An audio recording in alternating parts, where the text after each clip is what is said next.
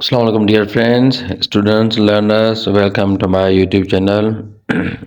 आज हम past simple tense पढ़ेंगे। इससे पहले हमने द प्रेजेंट सिंपल पढ़ा था। The past tense, the past indefinite, the past simple, the simple past, the past habitual, जो भी नाम आप कह सकते हैं पास्ट टेंस के लिए यूज़ कर सकते हैं।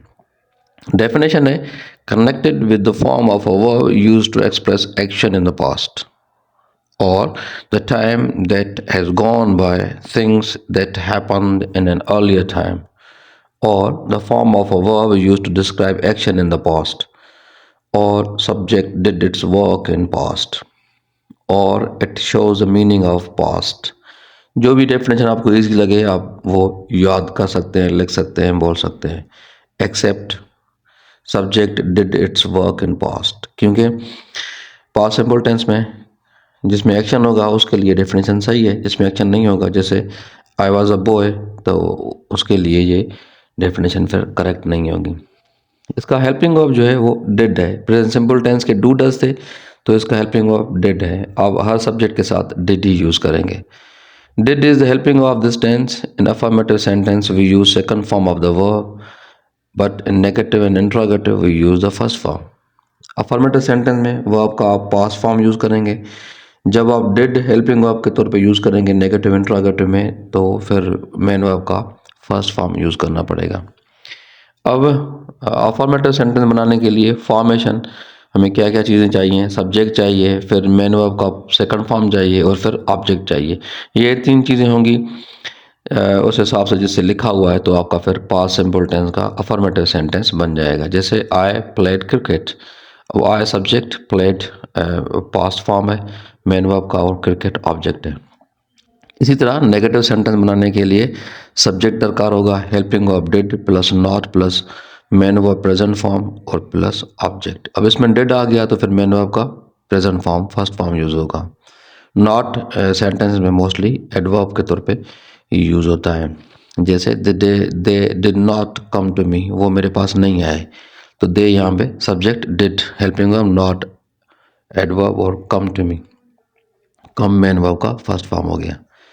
इंट्रोगेटिव सेंटेंस के लिए आपको कौन सी चीज़ें चाहिए फॉर्मेशन में? हेल्पिंग वर्ब डिड पहले यूज़ करेंगे, फिर सब्जेक्ट, फिर main verb first form plus object, और फिर आखिर में क्वेश्चन मार्क आपको यूज़ करनी है। तो ये फिर आपका इंट्रोगेटिव सेंटेंस बन जाएगा। जैसे डिड यू कॉल मी, ये इंट्रोगेटिव सेंटेंस। और इंट्रोगेटिव नेगेटिव के लिए helping verb did plus subject plus not plus main verb first form plus object plus question mark.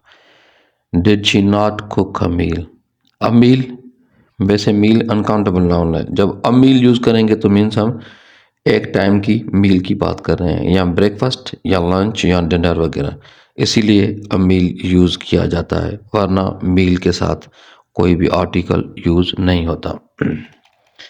अब प्रेजेंट सिंपल टेंस की तरह पास्ट सिंपल टेंस के भी कुछ मीनिंग्स, कुछ उसके यूजेजेस हैं, वो भी हम आप साथ ही पढ़ लेते हैं।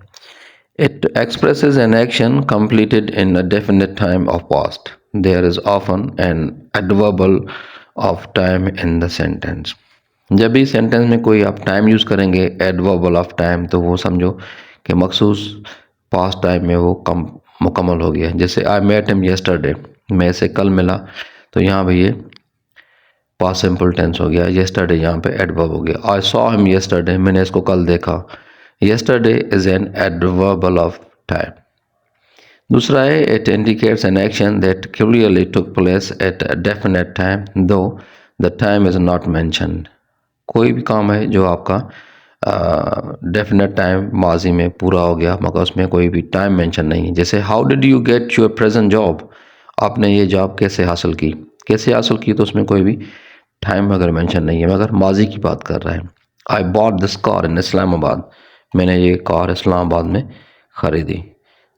उसके अलावा है it shows an action whose time is not given but which occupied a period of time now ended. कोई एक्शन है जो कुछ टाइम चला फिर वो ख़त्म हो गया, उसमें टाइम मेंशन नहीं है मगर पीरियड ऑफ टाइम उसमें मेंशन है। जैसे he worked in that bank for 4 years, इसने इस बैंक में 4 साल तक काम किया। अब उसमें नहीं कर रहा, किसी और में कर रहा होगा, तो ये फिर past simple tense means he does not work there now. उसके अलावा it indicates a very recent past, जो बिल्कुल रिसेंट पास्ट में अभी कुछ मिनट पहले, कुछ घंटे पहले या कुछ दिन पहले हुआ हो, तो उसमें भी आप पास्ट सिंपल टेंस यूज़ करेंगे। जैसे expected you to be home earlier, मैंने सोचा था कि आप होम घर जल्दी पहुंच जाओगे मगर आप लेट आए। Note, let us say it was some special occasion. The person for whom we were waiting comes home at 4 p.m. daily, but that day, owing to some function etc., we expected him an hour earlier. But the man came later than our expectations, or let us say that he came at his routine time as he was expected at 3 o'clock that day. So 3 o'clock is a very recent past. हम सोच रहे थे कि ये 3 बजे आ जाएगा, वैसे ये नॉर्मली जो है ना वो 4 बजे आ जाता है, क्योंकि आज घर में कोई फंक्शन था तो हमने सोचा कि ये टाइम से पहले आ जाएगा, मगर ये वही अपने हिसाब से लेट आया, मतलब वो टाइम से पहले नहीं आया। तो ये 3 o'clock इसको आना था, अब 4 बजे आ गया, तो ये इसको बोलते हैं हम रिसेंट पास्ट। उसके अलावा it is also use for habits and repeated action in past. जैसे प्रेजेंट सिंपल टेंस में था, रिपीटेड एक्शन था या हैबिट था, इसी हिसाब से आप पास्ट सिंपल टेंस में यूज़ कर सकते हैं। जैसा कि वी विजिटेड आवर अंकल इन मरी एवरी समर फॉर 10 years। हर साल, हर समर में हम अपने अंकल से मरी में मिलने जाते हैं, ये गुज़िश्ता 10 सालों से करते आ रहे हैं, तो ये पास्ट की हैबिट थी। Note, repeated action in the past is shown here. This practice is no more followed now. He always carried a brolly. Brolly British word है, इसको अम्ब्रेला बोलते हैं ब्रिटिश में, अमेरिकन में या ब्रिटिश में। तो ब्रिटिश में इसको ब्रॉली बोलते हैं, बाकी अम्ब्रेला जो है वो दोनों लैंग्वेजेस में आप बोल सकते हैं। Note, we can guess habit here because from always we can understand whether it was raining or not he carried umbrella। बारिश हो या ना हो मगर इसकी आदत है कि ये हमेशा अपने साथ छतरी लेके जाता है, तो ये इसकी आदत है। तो ये था पास्ट सिंपल टेंस का यूज़। इसी तरह हम इंशाल्लाह फिर पढ़ेंगे फ्यूचर सिंपल टेंस। तो ऐसे ही डिटेल टेंसेस के लिए kindly like share and subscribe my channel please. Thank you.